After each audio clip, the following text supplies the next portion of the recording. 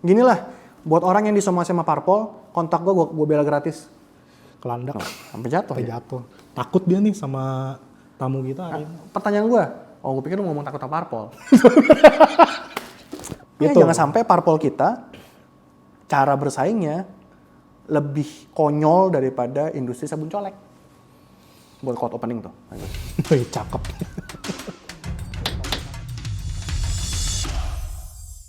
Halo sobat-sobat, udah lama banget kan nih pasti kita nggak live, nggak ada podcast, tapi tenang. Kita bakal hadir lagi membawakan knowledge baru untuk sobat-sobat sekalian supaya sobat-sobat yang nonton podcast Landak ini selalu dapat hal baru gitu. Bisa nonton kapan aja, sambil ngapain aja, sambil makan, sambil kerja. Bisa dengerin juga ya. Iya, Kan ada di bisa dengerin juga, ada di Spotify. Yoi. Atau kalau mau lihat kita nih sambil ngobrolnya, bisa lihat di YouTube. Atau cuma mau mendengarkan suara indah kami berdua gitu ya. Iya. Sambil nyetir pagi-pagi gitu ya, nambah knowledge daripada dengerin lagu doang kan, nggak nambah knowledge. Bener. Padahal juga kita nggak ngasih knowledge banyak-banyak amat sih. Semoga menghibur sobat juga lah ya. Menghibur, laki-laki penghibur kita. Oh enggak gitu dong. Nah, gitu ya. Itu beda hiburnya. Cuma paling enggak, ya kan kalau nyetir kan pagi-pagi macet ya. Jakarta emang macet ya? Nah, emang enggak? Nggak tahu, sorry. Biasa naik helikopter. Juk. Sweep! Yuk, bahas apa kita hari ini? Oke, hari ini kita mau bahas pemilu. Ini kan bentar lagi pemilu nih tahun 2024 kan. Kemarin juga udah ada debat capres ya. Iya. Nonton nggak? Nonton sebagian. Oh, nonton bagian. Saya cuma nonton cuplikan doang di Ya, sosmed. mulai khawatir sama masa depan Indonesia. Wah, kenapa khawatir tuh? Enggak lah. Ketiga calon presiden kita tuh semuanya bijaksana, penuh dengan pengalaman, penuh dengan kebijaksanaan, ilmu pengetahuan dan semangat yang siap untuk mengabdi lah. Oh iya, saya setuju. Semuanya baik, semuanya luar biasa, tinggal mana yang cocok dengan sobat-sobat aja. Wih, ya ingat tuh sobat. Safe ya, aman ya. Main aman. Tapi nggak boleh segiring lagi, ntar nggak aman. Oke, kita mau bahas pemilu. Tapi pemilu tuh kan banyak banget aspek yang dibahas ya. Aspek yang bisa dibahas. Sebenarnya kalau yang di sini kali ini sih kita bahas lebih ke upaya hukum untuk menjaga ketertiban dan kedamaian dalam mungkin pemilu. Prolognya awal dulu ya. Mungkin harus jelas dulu. Mungkin banyak juga yang gue pun dulu rancu lah gitu ya. Tapi pemilu itu sebenarnya lebih dekat ke event politik sebenarnya. Event politik walaupun memang erat juga dengan hukum lah, pastinya ada aspek hukumnya, tapi harus dipahami bahwa pesta demokrasi si pemilu ini tuh sebenarnya lebih lekatnya ke politik.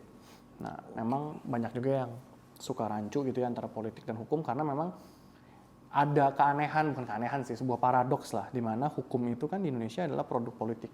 Ya. Tapi di mana hukum harusnya adalah supremasi, artinya dia mengatur segalanya, dia di atas segalanya. Tapi di satu sisi, hukum juga nggak bisa hadir, nggak bisa muncul tanpanya ada proses politik. Karena kan hukum dibuatnya di DPR. Ya. DPR legislatif. Legislatif itu kan dipilih oleh masyarakat. Ya kan?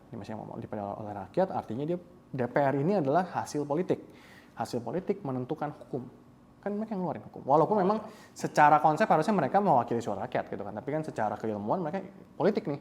Ya. Mereka pure politik gitu loh. Masuk ke ranah hukum, mereka membuat hukum yang nantinya juga hukum ini ngatur politik juga. Oke. Jadi muter-muter di situ. Terus itu satu. Yang kedua juga masalah kementerian. Kementerian ngeluarin produk hukum, misalnya peraturan menteri dan segala macam. Kan ini juga produk politik. Ya kan? Presiden dipilih oleh masyarakat. Ya. Presiden nentuin menteri-menterinya. Ya. Somehow menteri-menterinya ini bisa bikin produk politik, produk hukum maaf. Nah ketika di situ maka terjadi memang ya harus ada kesinambungan lah antara politik sama hukum. Walaupun sebenarnya itu adalah dua dunia yang berbeda. Oke. Ini boleh minum nggak? Minum aja. Ini kok nggak dapat gelas landak? Apakah saya sudah tidak pantas dapat gelas landak? Jadi gini. Terjadi sebuah insiden Iya. di studio landak. Iya. Somehow gelas landak yang ada beberapa belas, sisa satu. Ya, mungkin harus ada investigasi ya. Kok bisa? Saya juga bingung. Ini kayaknya udah kejadian di banyak kantor ya. Betul, sendok berkurang, garpu berkurang ya. Sekarang gelas pun berkurang. Iya, saya pikir selama ini cuma ATK yang berkurang. Nah, atau gelas pun bisa Gelas berkurang. bisa di nggak tahu kemana tuh. Iya, enggak lah, kita positive thinking. Mungkin gelasnya keselip. Keselip di mana? Ya pokoknya keselip. Entah di rumah siapa nggak tahu. Di rumah siapa? Oke. Kita langsung aja ya, pertanyaan pertama. Ya, mungkin perlu dijelasin ke sobat-sobat sekalian juga ya. Apa nih? Apa sih pentingnya menjaga kedamaian dan ketertiban dalam pelaksanaan pemilu? Karena kan saya pernah kepikir gini, pemilu itu bisa dibilang sebenarnya kan momen penentuan masa depan bangsa. Harusnya. Betul kan ya? Harusnya. Nah, cuma logisnya gini, masa iya untuk menentukan masa depan bangsa, dari rakyatnya sendiri udah ricuh gitu. Bahkan kalau misalnya udah dari sekarang aja kondisinya nggak bagus, ke belakangnya pasti nggak bagus juga jadi. Oke. Ini harus hati-hati nih jawabnya nih. Silakan. Ya, jadi gini, yang namanya menjaga ketertiban itu kan, menurut gua nggak cuman di pemilu. Gitu loh. Yang namanya jaga ketertiban ya dalam semua kondisi, dalam semua situasi itu penting. Ya. Kalau nggak ya nggak berjalan gitu loh, apapun itu. Termasuk pemilu ya kalau nggak kondusif, ya pemilunya satu bisa ricuh, nggak sesuai dengan harapan dan segala macam. Jadi menurut gua masalah menjaga ketertiban selama pemilu itu sudah wajib kudu mesti lah. Ya. As simple as ya ini sebuah proses yang penting, proses yang 5 tahunan sekali begitu ya. Ya harusnya benar-benar dipastikan, dikawal bahwa ini sesuai dengan memang pesta demokrasi gitu loh, bukan pesta bakar-bakar ban, ya kan? Ya pesta demokrasi, siapapun yang menang, siapapun yang kalah, ibarat kata gini lah, orang yang bijak itu kan selalu ketika dia menyiapkan pidato kemenangan, di halaman belakangnya harus ada pidato kekalahan. Ya. Artinya, Anda mau menang ya Anda harus siap kalah. Betul. Ya dong, jangan mau menangnya doang, terus nggak siap kalah. Walaupun memang ya sudah pengetahuan umum lah, ketika kita bicara pemilu, kita bicara investasi uang yang luar biasa, investasi waktu, tenaga yang luar biasa gitu ya. Tentunya ada keinginan yang luar biasa juga untuk menang pastinya. Kalau nggak buat apa pemilu gitu kan. Terus balik tadi masalah masyarakat nggak kondusif dan segala macamnya. Ada sebuah frasa atau pepatah yang mengatakan bahwa in a democracy, people get the leader that they deserve. Artinya dalam sebuah demokrasi, masyarakat itu ujung-ujungnya akan mendapatkan pemimpin yang memang pantas untuk mereka. Bukan berarti baik untuk mereka ya, pantas untuk mereka. Makanya tergantung juga masyarakat Indonesia, bisa tidak sih kita semakin teredukasi. Bahwa jangan melulu gampang tersulut dengan hal-hal yang sebenarnya bukan substansinya pemilu. Gitu loh. Contoh agama, SARA, begitu-gitu ya. Yang memang sebenarnya ada oknum-oknum tertentu gitu ya, mungkin saya nggak bilang capresnya lah. Capresnya kan juga kan pasti punya tim pemenangan di bawah nih yang luar biasa bekerja keras begitu ya. Mungkin ada oknum-oknum yang memang membelokkan ke arah sana gitu loh. Karena memang mungkin itu hal-hal yang dianggap bisa cepat menggait suara di masyarakat bawah atau menengah bahkan. Bahkan nggak menengah bawah juga, atas banyak yang gampang tergait dengan begitu. Dan itu menurut saya sebuah budaya yang ya mau tidak mau kita terima gitu loh. Karena itu kondisinya masyarakat kita sekarang. Kan nggak bisa juga kita tutup mata akan hal seperti itu gitu loh. Cuman ya mbok ya kalau memang mau membela ke arah sana nggak apa-apa, tapi nggak perlu anarkis begitu loh. Membela kan satu hal, tapi menghina, menjatuhkan terus sampai merusak yang lawan kan dua hal yang berbeda. Fokuslah pada, kalau saran gue ya, simply fokuslah kepada apa sih yang mau kalian jual. Ideologi apa, program kerja apa, ide baru apa. Terus janji yang benar-benar akan bisa direalisasikan seperti apa, gitu loh. Jadi jangan fokus ke menjatuhkan lawan. Fokusnya ngebangun. Kalau ibarat kita lagi ngebangun rumah, nggak usah fokus ngancurin rumah sebelah. Fokusnya ngebikin rumah kita sebaik-baiknya, supaya ketika orang lihat ada 3 rumah nih berarti kan, rumah nomor 1, rumah nomor 2, rumah nomor 3. Orang dari jauh bisa ngelihat, oh nomor ini nih yang paling bagus. Oh rumah yang nomor ini yang paling kokoh. Oh desainnya saya paling cocok sama rumah yang ini. Kan gitu. Tujuannya kan itu, nggak perlu kita fokus, saya membangun misalnya saya punya rumah nomor 6, gue nggak mau sebut 1, 2, 3 lah. Karena kita dikira nggak disponsor soalnya. Tapi kalau parpol mau sponsor boleh ya, timnya sangat terbuka sekali. Mengingat hidup di ibu kota semakin keras ya. Iya, ya tinggal ini udah kuning siapa banget cepat dia. Udah kuning banget nih. Jangan gitu dong, woi. Ini juga udah kuning banget nih.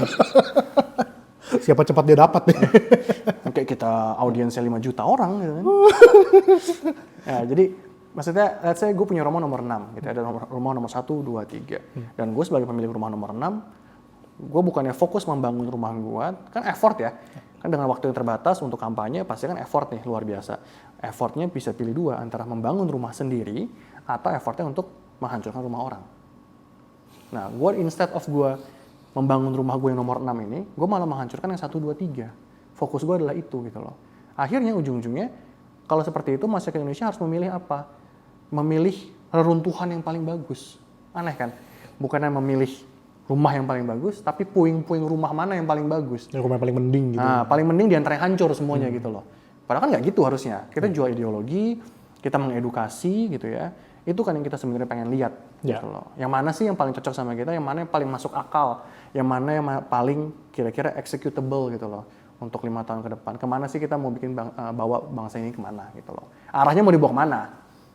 Oh iya. Itu kan kelihatan kalau nggak reruntuhan bentuknya dong. Betul sekali itu, betul. Jadi ingat ya sobat ya, membela itu berarti menjaga sebaik-baiknya. Betul. Bukan menjatuhkan yang satu lagi. Betul. Jadi ketika lu ngebela nih mau pasangan yang manapun, yuk tunjukkan lebihnya pasangan lu apa gitu loh. Kan gue tinggal bilang misalnya, oh saya bisa masak sambil nungging misalnya, saya gitu ya. Gue bisa masak sambil nungging. Beneran bisa. Kan gue nggak perlu bilang bahwa DC nggak bisa masak. Iya dong, itu 2 hal yang berbeda gitu. Walaupun gue mungkin secara tersirat gue bilang begitu. Gue bisa masak sambil nungging loh. Gue bisa masak sambil balet loh. Gue bisa misalnya ngupil langsung pakai 10 jari. Sakit. Ya terserah gitu loh. Tapi kan maksudnya gue menonjolkan apa yang ada di sisi gue. Ya betul. Gue nggak perlu bilang Michael ini kalau ngupil nggak bersih misalnya. Nah, nggak perlu banget gitu loh ya. Biar orang menilai gitu. Dan kalau emang kita yakin dengan edukasi yang kita berikan, ya sudah fokus aja ke kita gitu loh. Nggak usah ngejatuhin orang.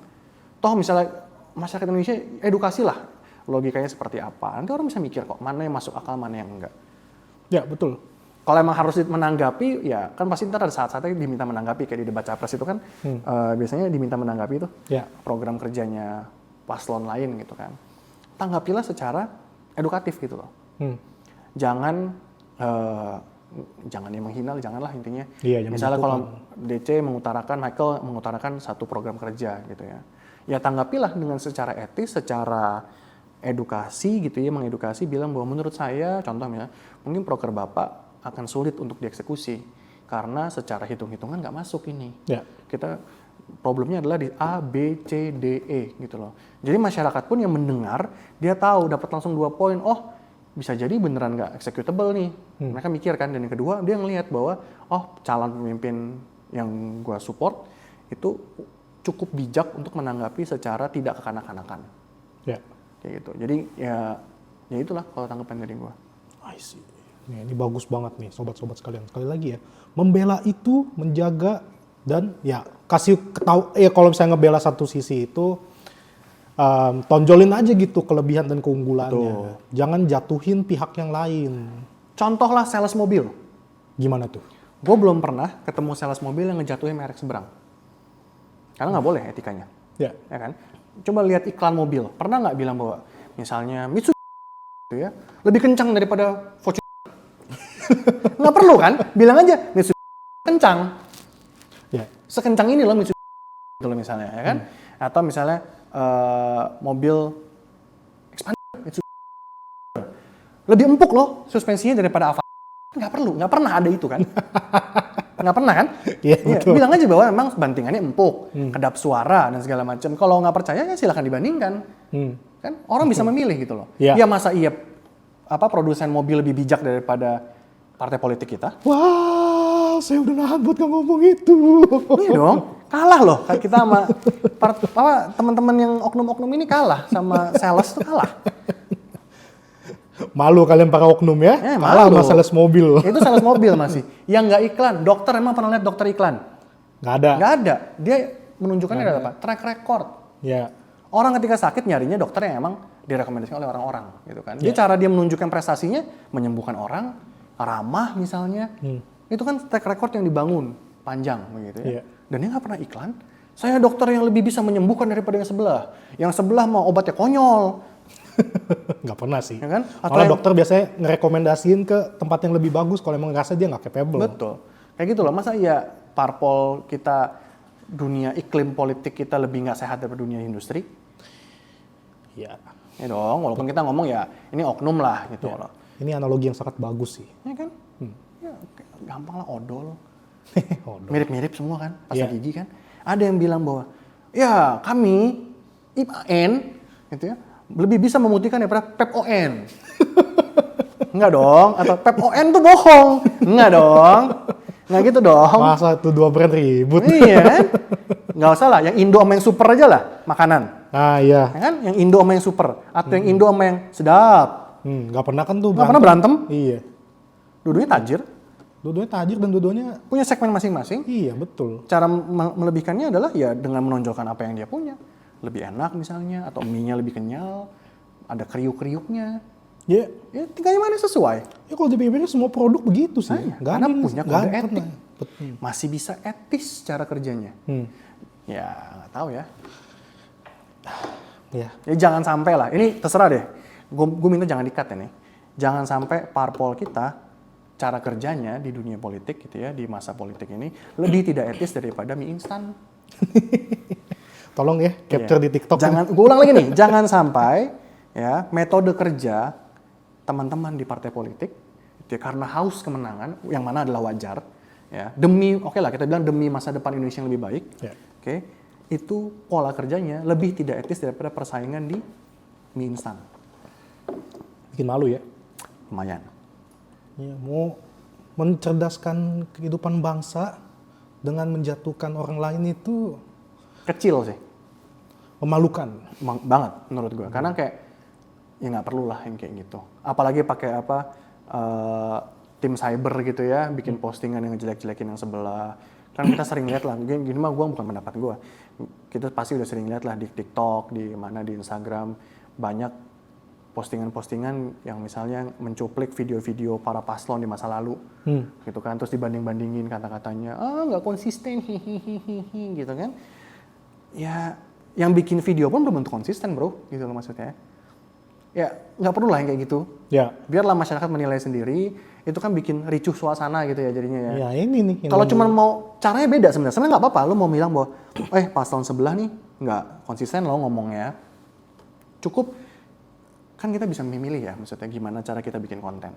Ya cukup aja bikin konten bahwa, kok nggak konsisten ya, tanda tanya gitu loh. Atau nggak usah pakai ditambah-tambahkan musik, atau gambar-gambar yang menghina, kasih meme, kasih video tambahan yang kayak, damn gitu kan. Nggak perlu gitu loh. Ya, Walaupun bener. memang itu mungkin cara sekarang kita berpolitik begitu ya. Cuman kok gue ngerasanya kayak kurang pas aja. Nah, ini ada pertanyaan di luar topik sih sebenarnya sih. Yang gua agak penasaran. Sebenarnya saat mereka bikin video-video seperti itu, misalkan kayak nge-expose kekurangan dari salah satu parpol misalkan, paslon misalkan. Oke. Itu sebenarnya bentuk ekspresi berpendapat atau beropini nggak sih? Oh iya betul. Makanya gue nggak bilang nggak boleh. Cuman kan alangkah jauh lebih indahnya kalau disampaikan dengan cara yang mungkin lebih edukatif lah gitu loh. Atau mungkin langsung ditanyakan ketika debat kayak gitu. Ya nggak tahu ya, ini pendapat personal gue aja. Maksud gue kayak kurang enak aja ngeliatnya kalau personal gue. Lucu sih kadang-kadang, cuman kan nggak semua orang bisa menangkap itu sebagai humor. Kalau memang tujuannya hanya untuk humor, menurut gue fine-fine aja. Cuma lagi-lagi kita kan paham ya, karakteristik teman-teman kita itu masih banyak yang sulit membedakan mana yang humor, mana yang bukan gitu loh. Ya. Banyak yang dibikin humor, tersinggung. Bikin humor dianggap serius, ricuh gitu kan. Iya, kadang malah padahal humor malah dikira beneran malah tergiring. Tapi itu oke lah, oknum di bawah. Tapi menurut gue yang tadi gue ngomongin itu juga fokusnya, ini gue berkaca sama yang kemarin ya, debat capres yang pertama, makanya gue cuma nonton sebagian. Jujur gue cukup kecewa sih, maksudnya kayak kok debatnya tidak intelektual. Gue yakin ketiga paslon ini luar biasa intelek gitu loh, luar biasa punya pengalaman yang tadi gue bilang, luar biasa punya visi misi yang luar biasa, punya karakter yang luar biasa kuat begitu ya, punya program kerja yang luar biasa yang pasti beda-beda fokusnya gitu. Mungkin satu fokus di industri mana, satu di dunia mana, di bidang mana gitu ya. Kok itu nggak kelihatan? Malah banyakannya pertanyaan itu pertanyaan yang menyerang gitu loh. Gue nggak suka itu gitu loh. Gue personally gue nggak suka. Ya. Karena kelihatan banget ya, gue di dunia hukum ya, gue bisa membedakan lah mana yang pertanyaan yang memang maksudnya niatnya untuk menjatuhkan, mana memang pertanyaan yang memang untuk menggali gitu loh. Dan gue tidak menyalahkan para paslon gitu, pastinya menurut gue simply ya kan pasti ada think tanknya nih di belakang, Ya. ya think tanknya aja yang Parah. Bisa kayak begitu. Ya gimana? Tapi itu pendapat personal ya. Ya. Kalau ada yang nggak suka ya terserah, gugat aja. Karena gue dilindungi sama undang-undang dasar. Bebas berpendapat. Ya, betul itu. Gue berpendapat sebagai Hans pribadi gitu loh. Ya. Kalau nggak suka ya derita kau lah. Tinggal minta alamatnya aja. Gugat nggak perlu alamat bro. Kali mau datang langsung. Perlu. Iya, ya tinggal DM aja Hans pribadi. Sama yang itu, Apa ini intermezzo nih. Ya, Gue kemarin sempat nonton TikTok yang dia komplain karena ada tim sukses satu calon yang menempelkan stiker kampanye di rumahnya tanpa izin. Wah, terus gimana tuh? Disomasi bro sama parpolnya. Wah, main tempel aja sih, bukan izin dulu. Dan dia komplain, misalnya ini kenapa parpol ini main tempel aja, menurut saya ini tidak pantas lah apa segala macam, dia curhat gitu ya. Pasti teman-teman juga banyak yang udah lihat lah videonya. Itu disomasi. Dan menurut gue itu apa ya? Menjijikan. Parpol manapun yang melakukan somasi karena dikomplain oleh masyarakat itu menjijikan menurut gue. Karena mereka lupa dasarnya parpol itu apa, bukan buat cari duit bos. Parpol itu pada dasarnya untuk menuangkan aspirasi masyarakat. Masyarakat yang mau kau bela malah kau somasi, otaknya di mana? Maksud gue tuh gini, as simple as lu kan mau minta suara rakyat. Ya. Lu mau masyarakat bilang, percaya dong sama parpol kita nih. Kita bisa menjalankan aspirasi kalian. Kita bisa memberikan pertumbuhan yang lebih baik, masa depan yang lebih cerah. Mereka komplain, ente somasi. Mana? Tapi bukannya hal-hal yang kayak begini udah sering terjadi? Ginilah, buat orang yang disomasi sama parpol, kontak gue bela gratis. Enggak tuh sobat-sobat. Tinggal kontak aja langsung. Iya. Linknya ntar disertain di caption. Serius. Menurut gue picik gitu loh. Iya. Harusnya di blow up aja ke media gitu loh. Ini apa orang ini? Kalau perlu somasinya di scan, masukin ke media. Apa dasarnya? Pencemaran nama baik lah, ente nempel sembarangan kok. Itu properti rumah kok. Ini kalau bisa ntar di videonya sertain TikToknya aja kalian ya. Boleh, ntar kita cari. Iya. Gua lupa nama persis TikToknya, tapi ada kok. Tapi kan kejadian kayak gini udah yang serupa gitu udah hampir sering terjadi kan. Misalkan dari oknum-oknum parpol ini mereka ngemis-ngemis suara sama rakyat. Janji palsu. Tahu-tahu muncul pertanyaan pajak kita kemana? Nggak ikutan. Nggak, tapi menurut gue parpol tuh masih banyak kok anggota-anggota parpol yang memang pengen membawa perubahan. Cuman ya itu gara-gara nilai setitik rusak susu sebelanga. Nah itu. Oknum-oknum ini gitu loh yang maksudnya kayak merasa begitu mereka pakai bendera parpol mereka jadi Tuhan di negara ini. Lupa gitu loh fungsinya parpol pada dasarnya tuh apa. Ya. Parpol tuh bukan buat cuma nyari kekuasaan, nyari uang. Parpol itu harus membela masyarakat pada intinya. Ya, Jangan membela masyarakatnya cuma kalau ketika mau pemilu doang gitu loh. Atau bagi-bagi beras, bagi-bagi apa gitu kan. Iya, itu kan sama aja kayak ada maunya kan. Iya, kan? ketika udah itu terus lupa. Kan gue picik banget tuh orang yang parpol yang somasi masyarakat tuh menurut gue. Itu macam ada udang di balik bakwan ini. Enak dong. Enak sih. Enggak, enaknya di dalam bakwan bro. Kalau dibalik, ya bakwannya kosong berarti. Iya, bakwannya kopong emang. Diangkat baru udang. Saya ngejokes. Oke. Kira-kira untuk ngejaga hal ini, kedamaian dan ketertiban dalam pemilu ini, ada nggak sih upaya hukumnya gitu? Kalau upaya hukum menurut gue nggak ada yang spesifik sih. Tetap kita harus bertumpu sama teman-teman penegak hukum. Kayak polisi dan TNI lah. TNI Polri lah intinya. Tulang punggung keamanan saat itu ya itu. TNI Polri. Karena kalau kita berkaca di 2019 kan sempat ada demo yang rusuh, anarkis gitu kan. Harusnya menurut gua polisi dan TNI Polri harusnya lebih berani lah untuk menindak yang seperti itu. Cuma kita kan tahu politik kekuasaannya nggak begitu kan. Ya, boleh diterangkan itu kenapa? Ya nggak perlu lah, teman-teman udah pada tahu lah. Maksudnya kayak ya karena politik bro. Kita ngomong bicara tentang kekuasaan, perebutan bangku RI 1. Apa enggak pemain-pemain besar yang berebut kursi itu gitu loh. Untuk masa depan Indonesia yang lebih baik pastinya. Langsung dikoreksi. Enggak dikoreksi, diluruskan. Yang bengkok diluruskan. Karena nggak selamanya yang bengkok lebih enak bro. Gimana itu? Rebutan kursi ada di bro. Banyak ya? Banyak. Mau kayak apa juga ada gitu. Banyak Sponsor, nih. emang kita disponsor sama Waduh, tolong disensor ya tadi. Iya, itu. Tolong kalau mau disponsor kita rela kok. Ngemis sponsor banget. Ya lumayan bro, sedih. Nah tapi selama ini kalau emang ngomongnya dari yang ngejaga itu misalnya dari polisi atau dari TNI, apakah kejadian yang lo sebutin tadi itu kejadian yang terparah gitu? Terekspos sih mungkin ya. Tapi kita nggak lihat yang di daerah bro. Oh. Media kan gitu. Media kan cuma ngeliput yang seru-seru aja menurut mereka. Yang untuk rating aja. Media-medianya juga banyak yang kampret. Saya nggak dibayar di podcast. Banyak yang oknum media juga cuma nyari rating aja. Satu berita di blow up berkali-kali selama masih ada view-nya gitu kan. Ya jangan gitulah, kan media juga butuh uang soalnya. Iya tapi nggak punya. Ya, jangan sampai lu karena uang membuang integritas dong. Waduh. Ya dong. Sama nih parpol, media, jangan karena uang Anda buang integritas. Wih, tuh quote bagus itu. Iya, karena integritas mahal harganya. Integritas tuh mahal. Betul. Karena kalau cuma janji semua orang bisa. Waduh, kayak siapa tuh? Anak TK juga bisa bro buat janji. Aku janji nanti kalau udah gede semua orang dapat burger tiap hari. Ya bener, anak TK doang juga bisa. Iya. Aku janji kalau nanti aku jadi bos semua begini. Wah. Aku juga bisa sekarang janji.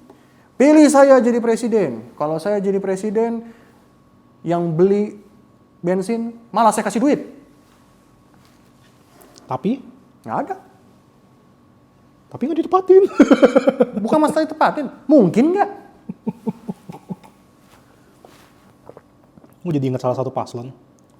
Nomor 4 dong pastinya. Nomor 10. Nomor 10. Nur Hadi Aldo. Oke. Oke, itu kan tadi kan berarti peran untuk menjaga kedamaian dan ketertiban itu kan dari polisi atau TNI. Ya. Nah, itu kira-kira kalau dari KPU dan Bawaslu itu ada perannya tersendiri nggak? Well, KPU dan Bawaslu itu kan punya peran dan tanggung jawab masing-masing udah diatur sama undang-undang. Ya. Menurut gua kalau mau bicara soal mereka, maka kan kalau KPU, kita bicara KPU dan Bawaslu ya, mereka tuh sudah punya tugas dan wewenang masing-masing lah gitu, yang diatur di Undang-Undang Pemilu. Ya. Dan mereka juga punya aturan itu, aturan KPU, aturan Bawaslu dan segala macamnya. Menurut gua kalau mereka mau benar-benar menjaga ketertiban dan keamanan dan kekondusifan dari pemilu, pastinya mereka nggak masuk angin. Terus mereka hadir di situ lah ya maksudnya. Maksudnya bukan itu, maksud gue jangan sampai mereka jangan sampai ada oknum-oknum di dalam lembaga-lembaga itu yang terima suap, terima apa, akhirnya belok. Terima apa, akhirnya belok. Gitu. Terima apa, akhirnya belok.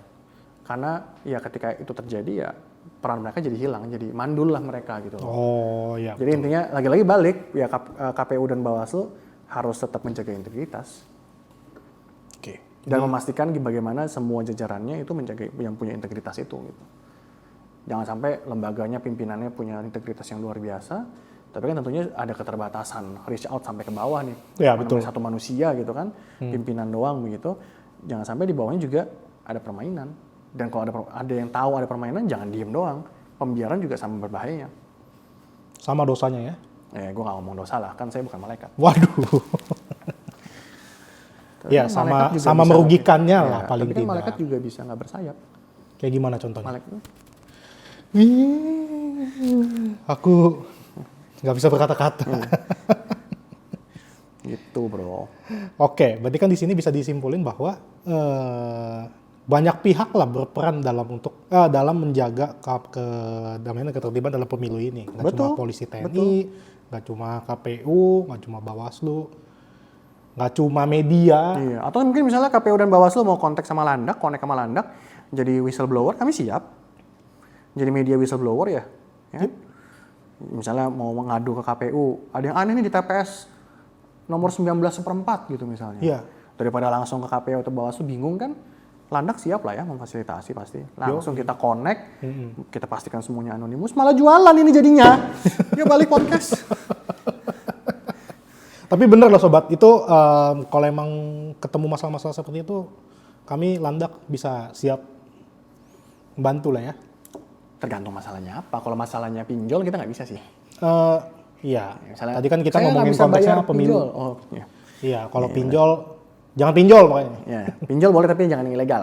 Iya betul. Terus jangan konsumtif. Harus itu. Oh, ini intermezzo. Gue nggak suka banget sama iklan-iklan pinjol. Kenapa? Yang kayak belanja sepos-posnya, kami bisa siapkan dananya. Oh, yang tiba-tiba tinggal download, gak usah kasih KTP, dapat limit 50 juta. Hingga 80 juta. Lanjut. Oke, iya. Berarti kan di sini bisa dibilang juga dari rakyatnya sendiri bahkan juga harus rakyatnya juga di sini berperan gitu. Oh iya dong, paling utama malah rakyat bro. Mereka harus menjalankan pemilu dengan kepala dingin lah intinya. Iya, jangan mau tersulut opini-opini oknum yang tidak bertanggung jawab. Iya, oknum-oknum yang integritasnya lebih rendah daripada persaingan ini itu dan disebut lagi Berik. Oh sorry, disensor. Oh, disensor ya. Tolong disensor, tambah kerjaan editor aja nih. Untung namanya sensor, bukan edit-edit efek ya. Iya, untung gue nggak bilang kayak gue minta ada Rasengan si Dori tangan kiri. 3 hari 3 malam tuh editornya. Iya, bisa dibanting laptopnya. Dipatahin. Oke, kira-kira dari semua yang udah disebutin tadi, ada nggak sih hal lain yang harus kita perhatikan dalam menjaga ketertiban pemilu, masa-masa pemilu ini? Menurut gue, yang tadi udah cukup banyak sih. Cuman yang utama balik lagi nih kalau gue boleh gue tekankan, ya milih tuh satu pakai otak ya. Ya, milih pakai otak. Dipikir maksudnya ya, pakai otak tuh kasar sekali. Oh, enggak dong, kan mikir pakai otak. Iya, tapi nadanya tadi tuh, otak. Enggak gitu dong. Mikir pakai otak. Nah, tuh. Sama aja. Ini ketika lo milih seseorang, milih paslon yang manapun lah, 1, 2, 3, 4, 5, sampai 10, terserah lah gitu ya. Milih karena memang lo tahu programnya apa. Milih karena memang lo cocok dengan visi misinya. Milih, ini dari sisi rakyatnya ya, milih karena memang lo cocok dengan pandangan-pandangannya. Lo suka dengan personality-nya. Dan berbagai macam yang lain lah gitu ya. Itu satu. Yang kedua, tadi bener, jangan gampang tersulut sama hal-hal yang nggak penting, yang bukan substansi dari pemilu. Sara, ya kan. Terus dibawa-bawa tentang agama, surga, neraka. Menurut gue kita harus bisa membedakan sih substansi itu gitu loh. Karena kita kan Pancasila, Bhinneka Tunggal Ika, ya kan. Bersatu dalam keberagaman. Betul. Jangan sampai, dan kalaupun kita mau bawa agama, nggak ada agama yang mengajarkan anarkis kok gitu loh. Agama kan semua tentang keindahan, berbuat baik kepada sesama, ya kan, berserah dan segala macam. Nggak ada, setahu gue nggak ada agama kita yang dari 6 agama yang diakui gitu ya, bahkan kepercayaan, penganut kepercayaan, yang mengajarkan bahwa kita bakar agama sebelah. Nggak ada lah bro. Serem banget ya. Lumayan, kan? Ya bener. Nggak ada lah. Atau ketemu agama sebelah, culik, patahin lehernya, nggak ada lah. Iya, ya kan? Bener. Menurut gue kayak, ya. Semua agama tuh mengajarkan kebaikan loh. Iya. Kalau sampai ada yang belokin ke arah sana ya tolong dipikir aja gitu loh, itu beneran agama atau bukan gitu loh. Terserah lah, ada yang tersinggung, terserah lah. Karena menurut gue yakin 6 agama yang diakui di Indonesia, termasuk penganut kepercayaan, itu nggak ada yang mengajarkan anarkis, nggak ada yang mengajarkan kejahatan, nggak ada yang mengajarkan untuk berbuat kekerasan lah kepada orang lain, pihak lain begitu loh. Apapun itu. Nah dari sisi teman-teman pemilu, yuk coba, ini semua tergantung mereka gitu loh sebenarnya. Karena yang pemeran utamanya kan mereka yang mencari suara, mereka yang berupaya. Yuklah jadikan diri kalian, jadikan organisasi parpol kalian contoh yang baik untuk masyarakat, bagaimana caranya menjalankan pesta demokrasi yang bermoral, yang punya etika gitu ya, dan pakai otak. Jadi ketika bersaing tuh ya tunjukkan bahwa kalian memang bisa bersaing sebagai pemimpin negara gitu loh. Ya, bukan yang cuma sekedar ngenyek gitu ya, terus janji-janji yang nggak masuk akal, terus janji yang penting masyarakat happy. Kan masyarakat nggak semuanya sepandai kalian, profesor, doktor, S1, S2 yang luar biasa tajir gitu ya. Yang pakai bendera warna-warni lah. Betul. Kan kalian mengaku diri kalian pucuk-pucuk pimpinan bangsa-bangsa di Indonesia yang bisa membangun negara ini. Ya bertingkahlah seperti itu gitu loh. Betul. Masa kalah sama industri mie instan?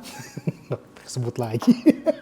Iya, kalah sama industri mie instan, kalah sama industri pasta gigi, Kalau mau mobil. Nah, kalau industri mobil masih gede lah. Kalah sama industri abu gosok. Abu gosok. Sabun colek, emang lu pernah lihat?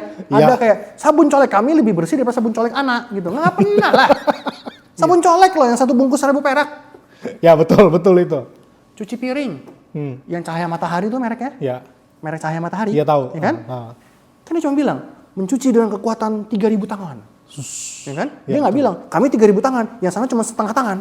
Nggak ada. Nggak perlu kan? Iya nggak perlu Nggak itu. perlu. Cuma bilang, kami keset cekit-cekit. Bahkan mereka nggak boleh nampilin, kan bisa perbandingan 2 brand. Iya. Brand satu kan ditutup kan? Iya, biasa brand X. Nggak ada Iya, sebut tuh brand X, sebelah. Iya, brand sebelah nggak ada. Cuma dibilang, oh brand sebelah licin gitu kan. Brand yang diburemin itu. Kan dia nggak mungkin bilang, yang itu, yang Mama Asem, brandnya licin. Kami mah keset gitu, nggak ada. Iya betul. Ya, Itu. jangan sampai parpol kita, cara bersaingnya lebih konyol daripada industri sabun colek. Buat quote opening tuh. Wih, cakep. Tolong dicatat itu ya. Oke. Nah, ini salah satu hal yang ganggu keamanan dan ketertiban menurut gua adalah suka muncul statement-statement orang yang ngerasa kayak ini kayak tadi nih, yang lo bilang tadi nih bro.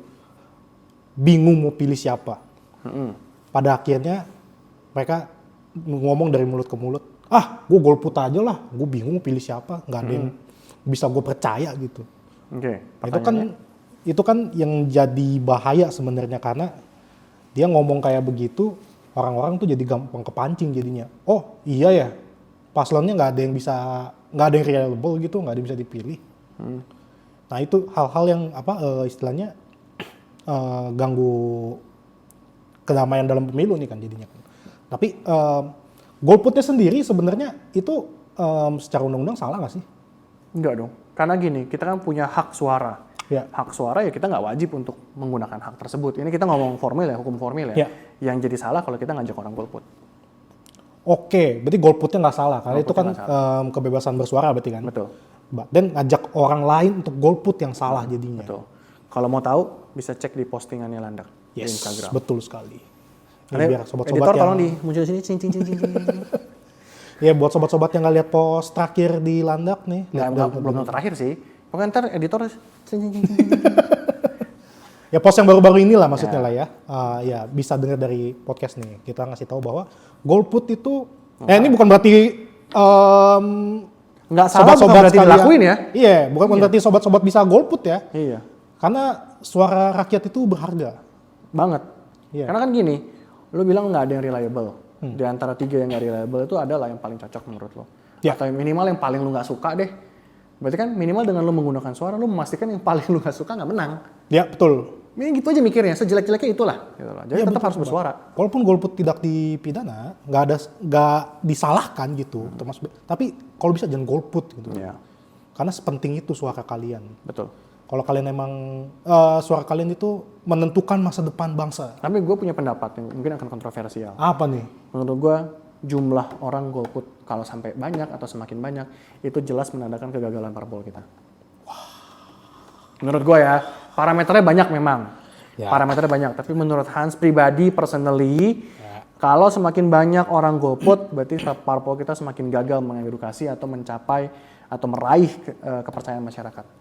Masyarakat nggak percaya bro sama lu. Tolong dicatat untuk parpol-parpol yang nonton. Jadi buat apa lu pakai bendera-bendera itu buat apa? Di jembatan bikin bendera, bikin sampah banyak itu buat apa? Bikin sampah. Lo beneran. Sekarang gue lihat, mending kalau benderanya bagus semua gitu ya. Ya. Ada yang tumbang lah, patah lah, jatuh lah, apalah. Pakainya bambu, ngiket-ngiket, nempel-nempel stiker di rumah orang lah. Daripada gitu mendingan budgetnya lu pakai buat mengedukasi. Belusukan. Ya? Ya. Belusukan juga nggak usah fokus utamanya adalah bagi-bagi kaos. Iya gue paham lu pengen menang. Ya. Iya paham gitu loh. Tapi kan banyak orang yang bilang kayak, kalau di Jakarta iya paham edukasi segala macam. Tapi kalau di daerah mungkin gitu kan, mungkin beda perspektifnya segala macam. Ya lu edukasi lah teman-teman di daerah. Itu loh, jangan teman-teman di daerah cuma lu iming-imingi dengan janji, kaos. Ya, betul. Buat apa buang uang seperti itu gitu loh. Ini personally ya. Ya. Betul. Gue sampai speechless. Kan pertanyaan gue lah gampang. Ya. Kalau nggak masa pemilu, Apa tuh? gue orang miskin misalnya. Gue bisa nggak sih datang ke kantor parpol, minta dibiayain sekolah? Bisa itu? Ya enggak lah, Nggak bisa? nggak bisa lah. Ah. Kirain bisa. Udah mau ke parpol nih. Maksud gue kayak, yuk bangkitkan kembali semangat awalnya parpol gitu loh. Iya betul. Semangat awalnya kemana? Semangat awalnya kan pengen membawa perubahan, membawa hal yang lebih baik. Mana? Peringatan buat parpol. Anjing, gue nggak memberi peringatan ya. Kalau Aing hanya berpendapat. Itu tadi peringatan maksudnya. Enggak, gue mempertanyakan. Mau bertanya. Mana? Tolong dijawab gitu kan. Oke. Yaudah kalau mau jawab udah tau lah kemana ya. Ya, Kelandak. sampai jatuh. Sampai Ya. jatuh. Takut dia nih sama tamu kita hari ini. Pertanyaan gue, gue pikir lu ngomong takut sama parpol. Jadi langsung pengen nanya tadinya gue, kenapa sih kita harus takut sama parpol gitu kan? Siapa yang takut sama parpol? Nggak ngerti aja. Tuh, kasih tahu ke sobat-sobat, kenapa nggak perlu takut sama parpol? Karena parpol harusnya menjadi sumber suara kita, menjadi aliran suara kita, pipeline-nya suara kita. Semua orang di DPR nih, gue kasih tahu ya, di DPR, menteri apa segala macam digajinya pakai duit negara. Duit negara dari mana? Dari pajak kita semua. Lu ke aja, bayar pajak, coy. Itu pajak sumbangsihnya masuk APBN atau nggak APBD, ya, buat gaji orang-orang DPR, buat gaji orang-orang DPR yang ditunjuk sama parpol untuk duduk di sono, dipilih sama kalian juga. Bukan buat top up Candy Crush kan? Ya bukan lah. Oh, bukan. Dan bukan juga untuk pasang strobo di mobil kan? Oh, ya bukan. Tata-tata-tata-totot. Lu bayangin ya, kita balik lah. Berarti kan sekarang kasarnya adalah, bukan kasarnya, kenyataannya adalah DPR itu hasil dari demokrasi, ya dong, dibayar oleh dan dipilih dan dibayar oleh rakyat. Jelas itu nggak ada yang bisa menyebutkan lain selain itu, ya kan? Ibarat kata nih, berarti rakyat bosnya dong. Iya betul. Ya dong, rakyat bosnya. Coba ada yang berani bilang enggak. Coba ada anggota DPR yang berani bilang enggak, rakyat bukan bos saya. Wah, gua tunggu viral. komentarnya. Viral udah tuh. Udah selesai kan? Nah, ini pasti enggak, ini undebatable. Rakyat adalah bosnya orang DPR. Kita udah ngomong DPR, mau kementerian semua. Ya. Semua gitu ya. Kita nggak bisa menteri lah. Kalau menteri kan emang pimpinan gitu ya. Menteri juga melayani rakyat. Cuman ya ini kita ngomong DPR lah. DPR dan mungkin dirjen-dirjen gitu ya. Segala macam lah. Pantas apa tidak? Ini gue ngomong kepantasan aja. Gue nggak tahu pantas apa enggak. Ya, tanya doang. Nanya doang. Kita lempar ke forum. Ya, sobat yang jawab kan. Iya. Kita nanya doang. Ini bisa dipotong jadi 2 podcast kayaknya. Pantas apa tidak? Ya. Orang yang dibayar oleh bosnya, Iya. gitu ya. Ketika lewat depan bosnya, minta duluan. Kami lebih penting daripada bos-bos kami. Bos-bos kami macet, kami mau lewat. Gue udah kesel banget nih sama mobil-mobil yang pakai strobo. Nah, Nerobos kemacetan. Sebenarnya nggak apa-apa, lu mau didahulukan, Iya. kan udah ada peraturannya. Iya. Kalau lu kepala negara, pasti.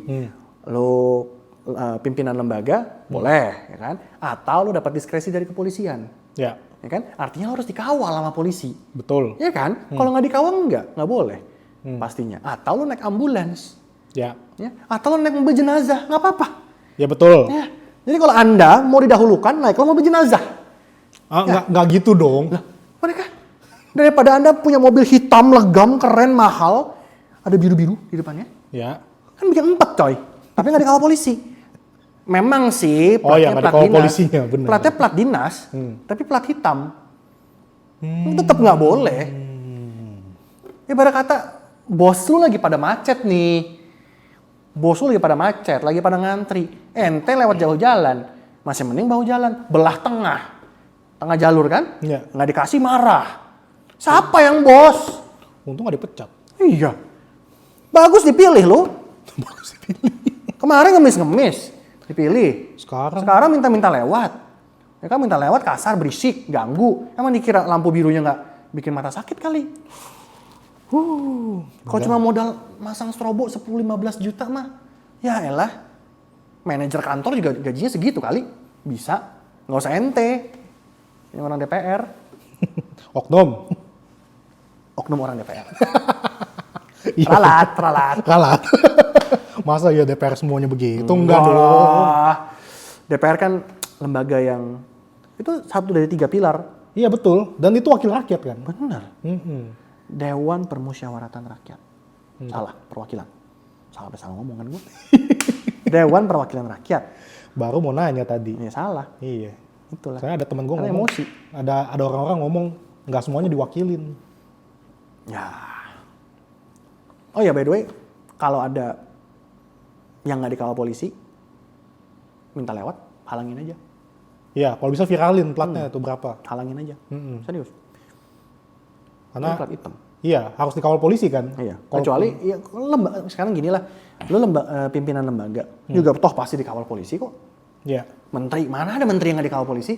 Bahaya juga. Itu kan dia pucuk pimpinan. betul. Orang penting kan. Iya. Kalau mau dikawal polisi silahkan gitu loh. Kan diskresi kepolisian. Sama satu lagi nih gue kasih tau lu, gue nggak tahu di daerah lain ya, di dekat Jakarta. Gue empet banget sama Dishub. Baru tadi mau nanya, yang kawal emang harus polisi kan? Iya. Nggak mungkin Dishub nggak boleh ngawal, asal lo tahu ya. Dishub nggak boleh ngawal. Tugas ente itu menertibkan bajai, kopaja, angkutan umum, taksi yang parkir sembarangan, ngatur lalu lintas, bantuin polisi. Iya. Ya betul. Karena gue pernah ketemu di daerah Senen. Oh pernah? Dishub pakai moge ngawal. Wah, keren sekali. Ya kan? Ketika ditanya, "Pak, emang boleh Dishub ngawal?" Jawabannya apa? "Ini bukan ngawal, Pak. Ini nuntun," katanya. Bedanya apa tuh? Embo, Gak ada bedanya. emosi aing. Aing halangi. Kalau kemarin ada Dishub yang merasa dihalangi sama mobil, mungkin itu saya. Mau disertain juga videonya nanti? Tapi udah gue hapus. Udah hapus. Itu kesel gue gitu loh. Kayak, Iya. nggak berarti ente Dishub, terus ente bisa ngawal-ngawal, minta buka jalan, sok galak. Ente juga dibayar pakai APBD. Iya. Duit rakyat yang ente embat. Nggak embat lah, itu hak anda lah memang. Embat. Emang nggak mungkin embat lah. Nggak, itu hak lu memang. Ini kita emang kasih kan buat Iya. supaya- Tapi jangan lu melakukan sesuatu yang di luar wewenang ente lah. sabar Pak, sabar. Kesel banget gua. Sobat bisa ikutan emosi kalau seperti ini. Dishub ngawal. Ugal. Mau sok miring-miring udah kayak forerunner polisi gitu kan. Ya. Mau pamer. Pamer apa? Pamer bisa mau moge. Moge pun dibeli dari APBD itu. Pengadaan. Motor yang kau pakai itu motor rakyat. Kalau tahu. Iya. Pajak kami di sana. Iya. Bensin yang menghidupkan motor kau. Itu juga dari uang rakyat. Uang kami. Iya. Uang kalian juga, sobat. Iya. Yang harusnya kalau kita belanja ke mall 100.000, Iya. gara-gara bayarin oknum-oknum ini gaji ya, jadi 111.000 sekarang PPN. Iya, betul. Kau kalikan aja coba. Malah Sebulan berapa udah tuh? minta lewat. Minta lewatnya ugal, nggak sesuai pula sama peraturan. Tadi bilang, kami petugas, kami petugas. Petugas. Petugas kok kayak begitu. Semoga bisa jadi teguran keras untuk sobat-sobat sekalian yang menjadi aparat negara tapi Nggak gara-gara oknum-oknum begitu, yang baik-baik, yang lempeng-lempeng, jadi ketutup gitu loh. Karena kita ngeliatnya orang salahnya mulu kan lembaga ini gitu loh. Padahal mungkin lembaganya oke. iya, jadi rusak Oknum-oknum ini aja. semuanya. Ya tadi balik ke bahasa. Gara-gara nilai setitik rusak susu belanga. Ini udah melenceng sih dari politik. Jauh sekali. Jadi luapan emosi ini. Jauh sekali. Ya pokoknya intinya kalau ada yang minta lewat pakai strobo tata-totot. Ya, Nah, sobat, kalau dihalangin nggak aja. ada polisi yang kawal, Kalau hadang platnya aja. plat hitam, halang aja. Hadang aja. Iya. Kalau bisa Satu lagi bro, apa tuh? platnya Kementerian Pertahanan. Kau tuh nggak pantas pakai strobo. Nggak ada peraturan spesial buat kau Kementerian Pertahanan. Ketemu di mana yang ini? Banyak coy, lu cek plat nomor Kementerian Pertahanan. Warnanya merah, Ya. ada bulat di samping kirinya, ada Garuda dalamnya. Oh ya, pernah lihat. Itu platnya Kementerian Pertahanan. Ya. benar. Berasa jenderal kalau lewat, asal tahu. Oh. Banyak. Lu kasih tau ya buat oknum-oknum yang pakai mobil plat Kementerian Pertahanan, jangan bikin malu Kementerian Pertahanan. Nggak ada undang-undang yang bilang kalau plat kau Kementerian Pertahanan, terus kau menjadi raja jalanan. Enggak.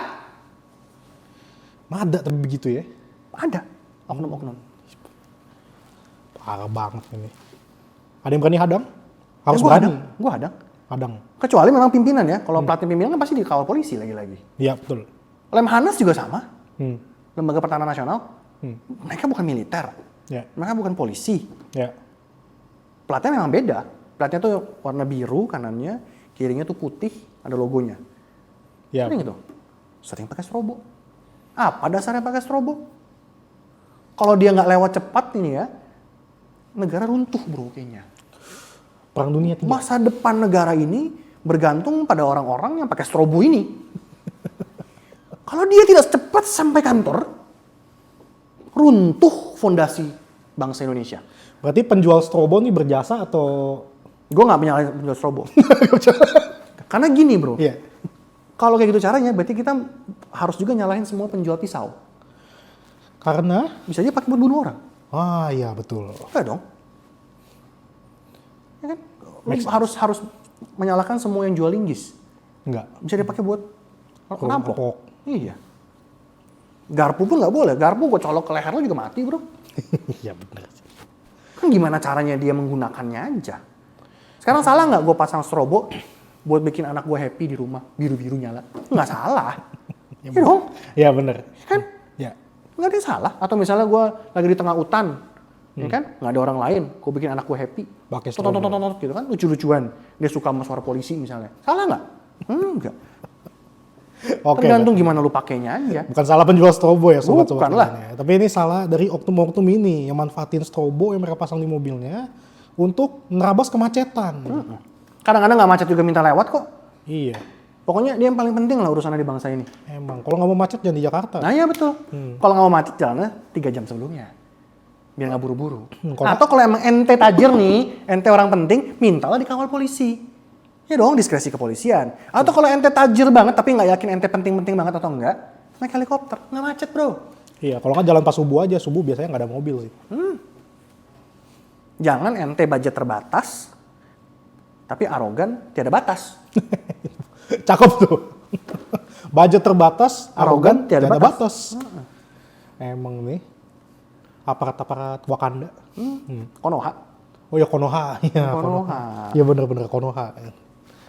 Oke, untuk penutup podcast mungkin bisa diceritain lagi ke sobat-sobat harapan dari seorang Hans pribadi nih terhadap Pemilu. ketertiban pemilu. Ya kita pemilu, jadikan pemilu, balik serius lagi nih. Jadikan pemilu memang balik ke kodratnya, pesta demokrasi, saatnya para paslon menunjukkan proker-prokernya, rencana besarnya untuk Indonesia 5 tahun ke depan gitu ya. Dan jadikan pesta demokrasi ini adalah ajang adu gagasan, ajang mengedukasi masyarakat, sehingga masyarakat nantinya ketika memilih pun adalah well educated, well informed decision gitu loh. Yes. Kurangilah angka golput dengan cara ya bikin masyarakat percaya real gitu loh. Ya betul. Kayak kau punya proker ya jelaskan secara real, secara mendetail keunggulannya apa, tantangannya di mana nantinya, siapa yang akan mendapat manfaat, kayak gitu kan. Ya betul. Jadi kan itu, jangan nggak perlulah kita anarkis, nggak perlu kita saling menghina, saling menjatuhkan, saling mencari kelemahan. Ya namanya pesta kan semua happy-happy ya bro ya, pesta. Iya, masa pesta berantem. Ah itu, lu kan ahlinya party. Wah, party apa nih? Party holic lah pokoknya. Kan? Lu party mau happy dong. Ya betul. Pesta harus happy. Begitu juga pesta demokrasi. Kita berdemokrasi tapi juga happy. Iya. Nggak perlu bilang yang sana salah, yang ini kurang, yang itu kurang. Bilang aja bagusnya saya apa. Kenapa saya bagus. Proker saya ini. Biar masyarakat yang menilai. Kayak tadi, fokusnya adalah bangun rumah sebagus-bagusnya. Biarkan orang lain juga bangun rumahnya. Nggak perlu dihancurin rumah orang. Segitu takutnya ente bersaing. Iya. Itu kan jatuh-jatuhin orang kesannya kan kayak takut sama diri sendiri. Nggak Iya, pede kan jadinya kan. Betul. Kayak proker gue kayaknya kurang nih. Karena gue nggak bisa jelasin proker gue hancurin deh proker sono. Ya. Picik gitu loh. Oke, sobat sekalian, jadi perlu diingat ya, mari kita berfokus untuk masa depan bangsa yang lebih baik gitu. Nggak perlulah kita jatuhin pihak-pihak lain gitu kan. Betul. Karena yang terpenting dalam pesta demokrasi adalah memastikan bahwa negara ini akan terus ada dan makin maju dan berkembang seperti Iya. itu ya. Betul. Oke, mantap. Jangan Oke, kalah sama mie instan, sama sabun colek. jangan mau kalah sama mie instan dan sabun colek. Ya, merek tolong ya. Jangan sebut, jangan sebut. Iya, jadi sebut. Sabun colek kan benda umum. Oke, sobat, kita sudah di penghujung podcast. Thank you banget sobat-sobat sekalian sudah nonton di YouTube atau mungkin dengar di Spotify. Ditunggu next podcast. Bye-bye. Bye.